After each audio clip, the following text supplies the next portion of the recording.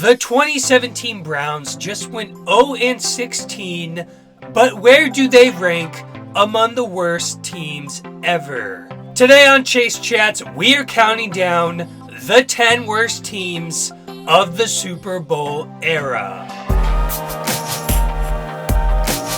Chase Chats. Number 10, the 1996 Jets. This team was extra embarrassing because it had one of the highest payrolls in the league. But really, right from the start, things went wrong. During warm-ups of a preseason game, recently signed quarterback Neil O'Donnell tore his calf muscle by slipping on the Jets logo. Later that year, he suffered a season-ending shoulder injury. The Jets ended up leading the league in turnovers, which you might figure would be a trend on this list. Although the Jets still have a long Super Bowl drought, they did make the AFC Championship just 2 years later, with Bill Parcells leading the way. The New York Jets. Number 9, we have the famous 1980 New Orleans Aints. This was the year where that undesirable nickname first became famous. The fans were so fed up with their eventual 1-15 team, they began wearing bags over their heads. The worst loss of the season came after leading the 49ers 35-7 and losing in overtime, which still remains the biggest regular season comeback ever. Although they had some close losses, their only win was by 1 point against the 4-12 Jets. Not only did they have the worst defense that year, but they failed to have a player rush over 400 yards, with star running back Chuck Muncie being traded early on due to drug and behavioral problems. Quarterback Archie Manning was sacked 41 times and threw 20 interceptions. Number 8, the 1971 Bills. Head coach John Rauch resigned before the season started, and that was only the beginning to this disastrous year. This team had the worst offense and the worst defense that year. They were shut out 4 times, and the least points they ever gave up was 19. Quarterback Dennis Shaw led the league with 26 picks, while only throwing for 11 touchdowns. Their other quarterback, James Harris, threw 1 touchdown and 6 interceptions. Get a trumpet staker.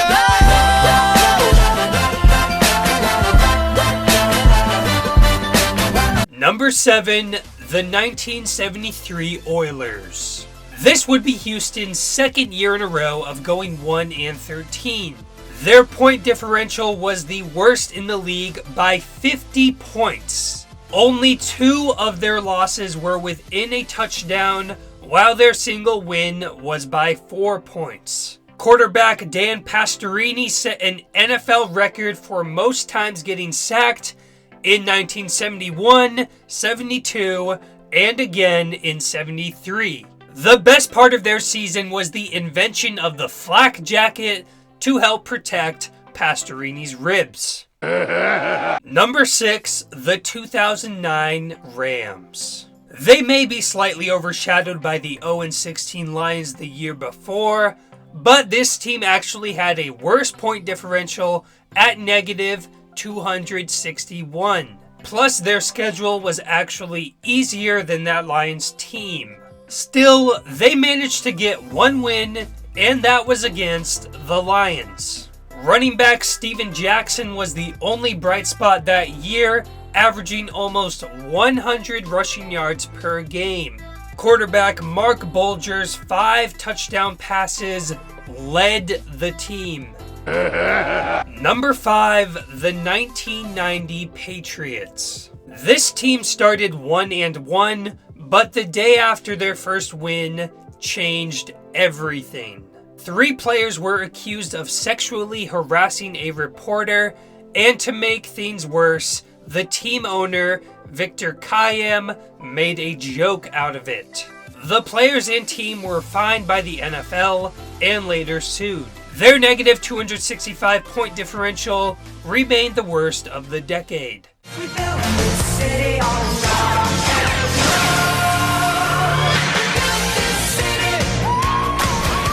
Number 4. I'm going with various Colts teams because really each of them could be on this list separately, so I'm just going to put them all together at number 4. First, we got the 1981 Colts. They hold the record for the most points allowed in a season, finishing 2-14, with their only wins coming against the Patriots by a combined 3 points. In one particular blowout that year, owner Bob Irsay decided to start calling plays himself. The next year in 1982, the Colts went 0-8-1 in a strike-shortened season.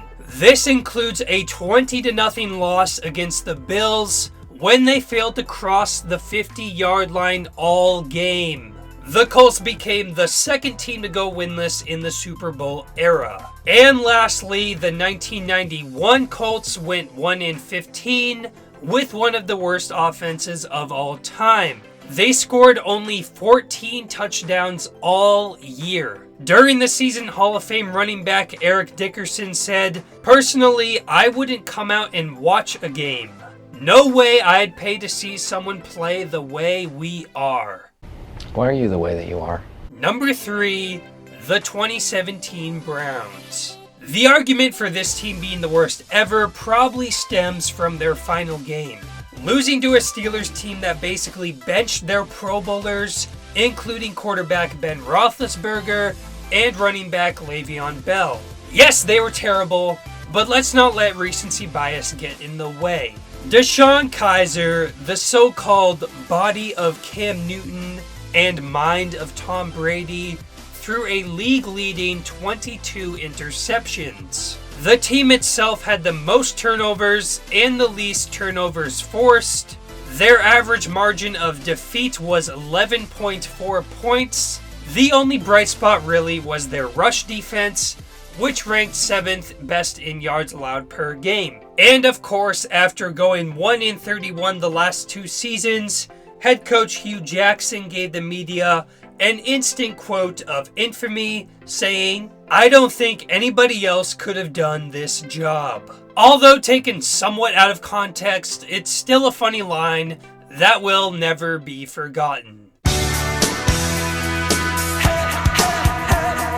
Number 2, the 2008 Lions. This team allowed 10 more touchdowns than any other team that season. They gave up 52 more points than the second worst team. Their average margin of defeat was 15.6 points, which was 4.2 more points worse than the 2017 Browns. The Lions couldn't even take a game into overtime, and today's NFL is built for parity. There's free agency, a salary cap, and better scouting. Plus, there's 16 games now. Basically, it's a lot harder than it used to be to go winless, which makes the 0-16 Lions and Browns even more notorious. Head coach Rod Marinelli was asked if his Lions were the worst team of all time, and he said, "I guess by records, yeah." Just stop your crying, it'll be alright. Number 1, we have the first team in the Super Bowl era to go winless, the 1976 Bucs. This expansion team went 0-14 and held the claim of undoubtedly the worst team ever until this century. They averaged 8.9 points per game and were shut out 5 times. They didn't score a point until their third game, and their first touchdown came the game after that. The most they ever even scored in a game was 20 points. The 2017 Browns reached at least 20 points 4 different times, while the 2008 Lions did it 8 times. The 76 Bucs lost by 20.5 points on average. That includes losses against the 2-12 Bills, at home against the 2-12 expansion Seahawks, and a 34-0 blowout by the 3-11 Jets. Without free agency, they were forced to create a team through the expansion draft and the waiver wire. Defensive back Mark Cotney described the team as just a bunch of misfits. The very next season, the Bucs started 0-12, setting an NFL record 26-game losing streak. And that's why I believe they are the worst team of all time. So who do you think are the worst teams ever and why? There are definitely a few atrocious teams that I didn't include in this video. Maybe you also disagree with my order. Are the 2008 Lions actually worse than the 76 Bucs? Let me know in the comments below. And please remember to follow me on Twitter and Instagram. And as always, please remember to like, comment, and sub it up. The 2007 Patriots were the worst because they lost to Eli.